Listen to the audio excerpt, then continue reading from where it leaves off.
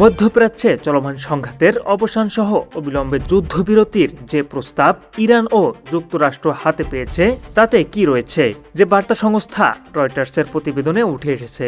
সূত্রের বরাত দিয়ে রয়টার্স কিছু বিষয় উল্লেখ করেছে। এগুলো হলো, চুক্তির প্রস্তাবটিকে আপাতত ইসলামাবাদ আর্ট বলা হচ্ছে। চুক্তির প্রস্তাবটি 2 ধাপের, প্রথমে যুদ্ধবিরতি, এরপর চূড়ান্ত চুক্তি।